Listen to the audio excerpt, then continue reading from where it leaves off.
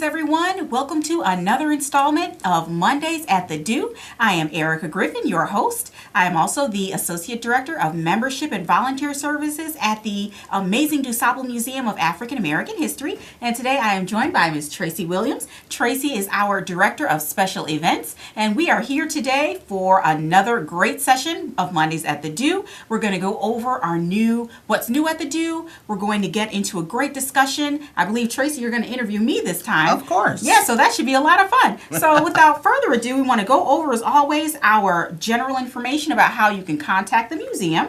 So we are located at 740 East 56th Place, Chicago, Illinois, 60637. And if you'd like to give us a call over at the museum, you can reach us at 773 940 947, yes, 947-0600. Or if you'd like to visit our website to see what we have upcoming, new, and educational at the Do, visit us at www.dusablemuseum.org. Now, for those of you who are savvy with the computer and you have social media platforms, you can contact us via Twitter at DuSable Museum, Instagram at DuSable Museum, and our Facebook handle is DuSable Museum of African American History. So a multitude of ways for you all to get engaged, a multitude of ways for you all to reach us, but always, don't forget, our doors are always open for you. Now, before we get into our dialogue today, we're going to go over some of the things that we have upcoming at the museum. Just like our summer series, we have some amazing programs, excellent exhibitions, special events on deck. So we're going to go over them. And again, if you need this information, you can always visit www.dusablemuseum.org, where all the information is listed on our website. So let's start off with some of our new exhibitions that are upcoming. So the very, very first one is in conjunction with the Chicago Architecture Biennial, and this exhibition is called Chicago, A Southern Exposure. So a lot of the constructions and buildings on the south side are oftentimes overlooked, no matter how beautiful, no matter how iconic, and this exhibition hopes to highlight some of these buildings and bring them to the forefront so that everyone in the city and in the state, even in the world, knows about the rich diversity as far as architecture that we have here on the south side. So we have buildings from the likes of Frank Lloyd Wright. We have some constructions by Mies van der Rohe, also African American architects as well. So come on out, join us September 22nd. To view the exhibition. That is the opening date. And if you are a member, don't forget, you should have received your email that we will have a pre-reception for the opening of the exhibition on the Thursday, the day before, Thursday, September 21st. So go back through your emails. If you have any questions, you can always contact me in the membership office, or you can also contact our new VP who's been on before, Mr. Lee Bay. Now, we also have a few more exhibitions that I want to make sure that we highlight, and some that will be leaving us soon. So let's get a look at those first. So you're going to want to check these out before they leave. So we have our great exhibition on Dr. Maya Angelou, her poetry in form. Beautiful exhibition, beautiful salute to an amazing American poet that comes down in December of this year.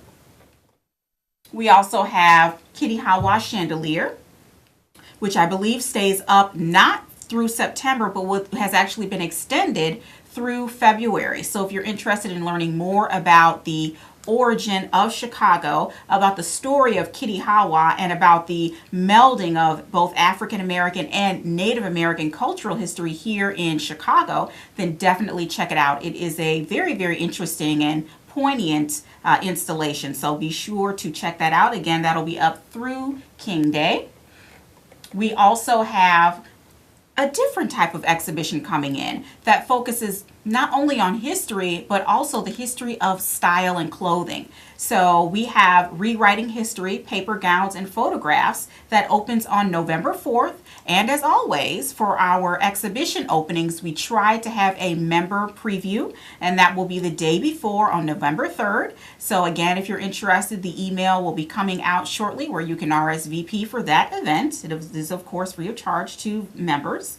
So this exhibition focuses on, again, history of the population, the African diaspora, but also juxtaposes that history against the sort of European style of femininity of the privileged from the 15th to the 19th century. So it's a very, very interesting concept. Definitely want to come out to hear just the impetus behind the design of this particular exhibition, because it truly is unique, and we're so excited to have it at the DuSable. And of course, we have our amazing permanent exhibition, Freedom, Resistance, and the Journey Toward Equality. It's been there for about maybe 2 years or so, and we hope that it will be here for many, many more years to come. So definitely come by and check that out. We have our Harold Washington story, and Harold's still there, still going strong, still telling his story. So make sure you get by to see all of that. This year also, we will be commemorating the 100-year anniversary of the World War I and the African American involvement within that war.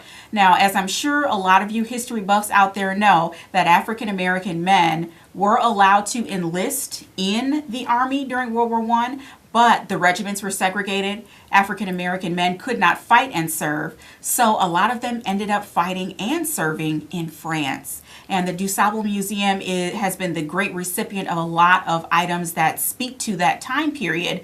And the exhibition will have a pre-opening in November of this year, November 11th, Veterans Day. But we'll also have the grand opening will take place, I believe, in April of 2018, which is the true 100-year anniversary of the experience of African American men going to fight and serve in France for World War I. So a great amount of upcoming exhibitions. There will be supplemental programming and special events for each one of those. So definitely check it out. For those of you that are not on the DuSable Museum's email list, make sure that you visit again the website, www.dusablemuseum.org. Scroll on down to the bottom and add yourself to the contact list.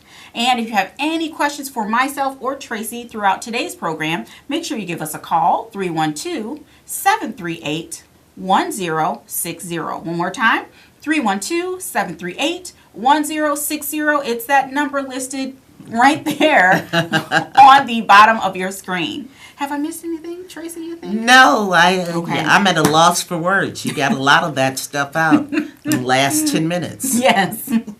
So I'm going to turn it over to you. You know, Erica, you are an amazing individual, somebody that the museum is very proud to have. Erica's one of our younger members at the museum next to me. Right, that's right. Mm-hmm. But she's such an amazing young lady.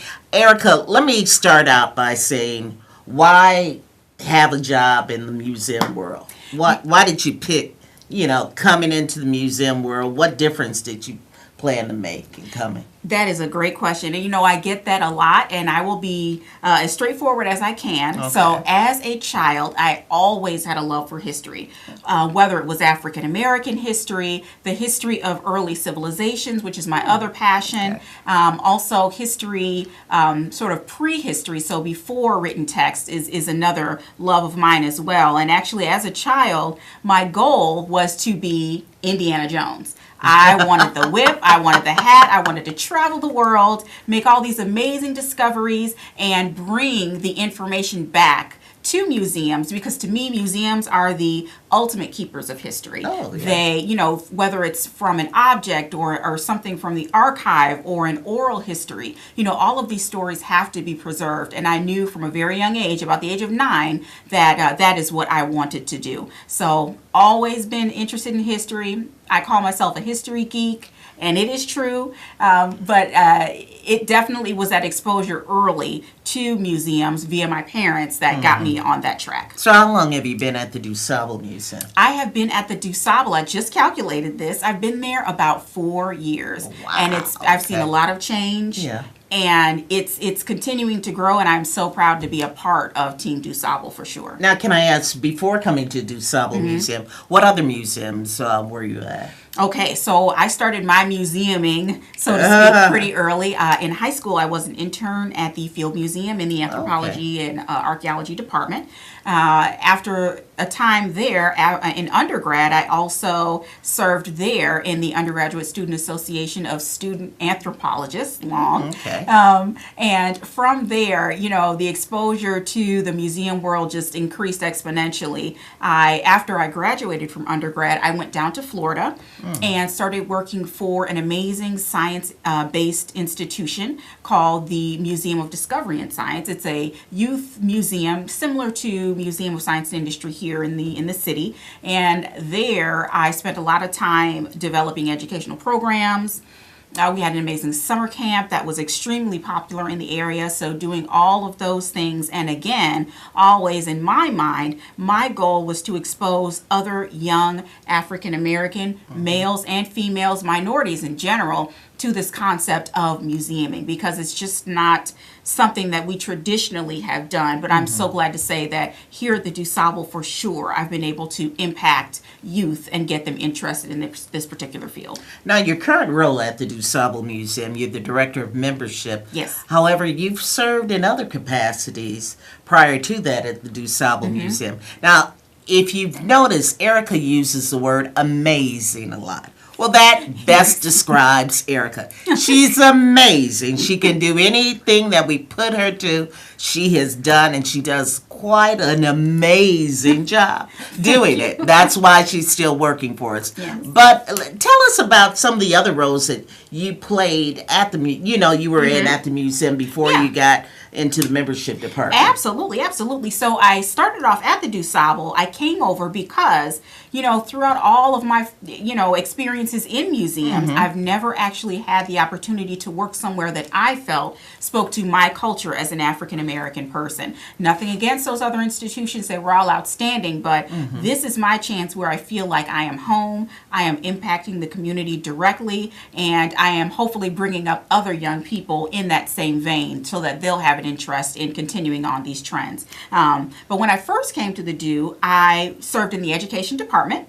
I was an educational services coordinator that lasted about 3 months, and then I was promoted to manager of educational services, and that we had an amazing team in that department. We thrived. We made leaps and bounds. We developed programs, workshops, curricula, all designed for K through 12 to be able to, yes, visit the museum, but also interpret better what it was that they were looking at. Because I'm a firm believer that the museum has to be more than just the objects that are static in a case. You have to somehow bring each separate item to life for youth. And I think we did an amazing job of that while in education. And then from there, as you know, the rest is history, and I switched over to membership and volunteer services, and that is where I am currently. Well, let's talk about membership. Absolutely. How do you become a member? Take us through the steps. Can I go online to be a member, or are there pamphlets, you sent out, or is there a Facebook page, Twitter page? What is it if I want to become a member of the museum? How do I find out this information? So, first of all, let me say a membership to the DuSable Museum is one of the best and most competitive memberships in the city. You get a definite value for your buck. Do. Yeah, definite return on your investment to the DuSable. So there are a couple different ways that you can actually become a member. You can, of course, visit our website here. So if you visit the main website, click on membership and support at the top. It will take you to the page, and it explains the importance of being a membership. It explains all of the general benefits that every member can enjoy. And then from there, it breaks down into the levels of membership. So all you have to do, again, is visit the website, and everything there is listed. Now, what you can also do is you can give me a call in the membership office. I'm always there, and we can process your membership over the phone. What we can also do is if you feel that you want a mailed brochure, we can certainly mail out a brochure to you, no problem. And then in that brochure, there's a detachable portion where you can take out your DuSable Museum membership. So lots of different ways. Now, what are the different levels? I know there's a family membership. How many people does a family membership? Yeah, there are a lot of different levels. Family membership in particular gets you all of the benefits for 2 adults and up to 4 children. Doesn't have to be your children, but any 4 children. Then we have, in order, the senior membership, which is for adults 62 and up. We have the individual membership, which is for adults that are under the age of 62. Then we have the family, which, as we mentioned, is for families or, people, 2 joined people and then any 4 children.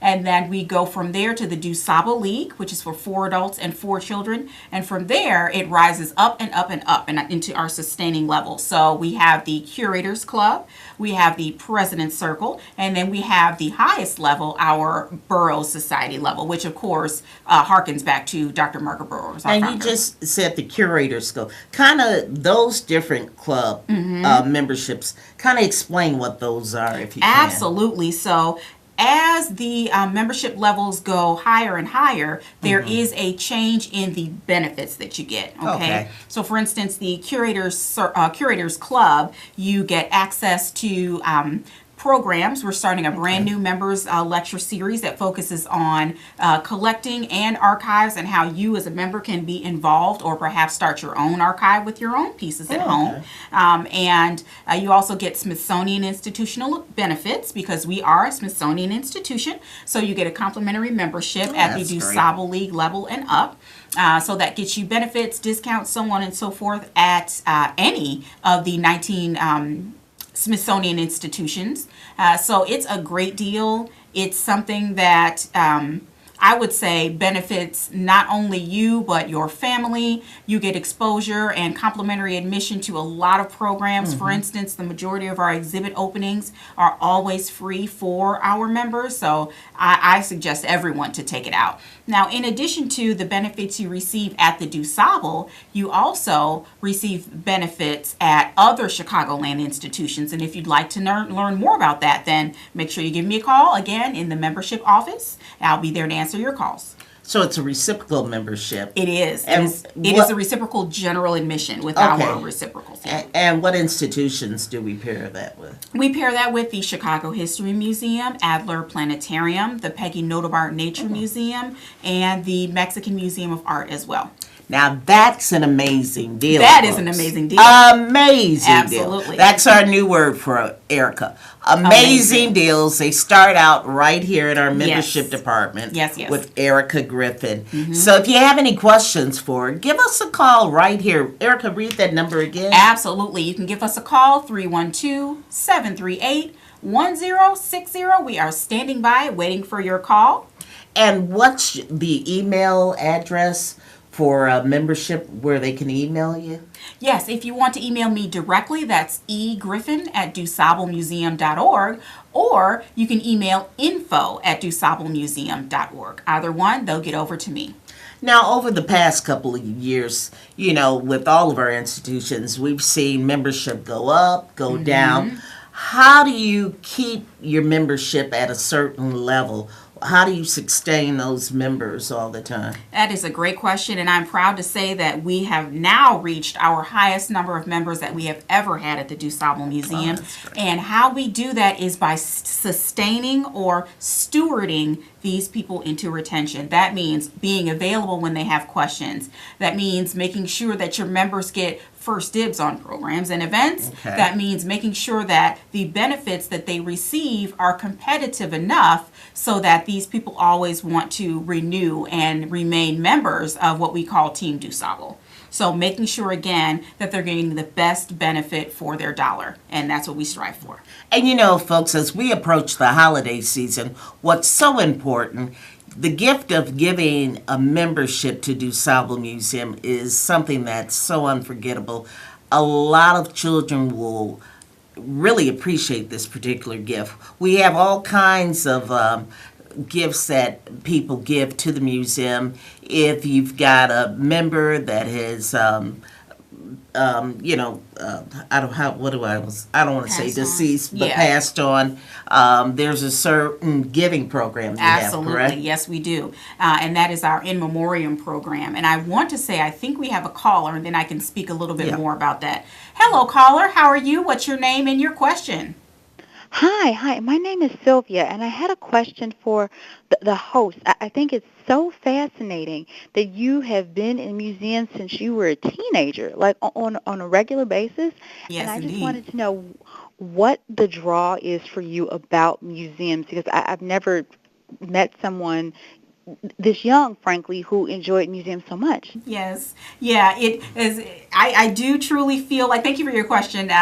To me, the idea of preserving history and being able to share all of the wonderful knowledge of past civilizations, or understanding how how we are currently as societies was affected by what happens in the past, that's basically what keeps me interested. And as I mentioned, I always wanted to be Indiana Jones when I was a child, with the hat, going around, exploring different locations and learning about new peoples and new societies. So definitely having a love for history, or if you're a science person, which I also am, having a love for science and understanding that, that all of these different pathways need to be shared and remembered. That'll lead you right to museum studies for sure.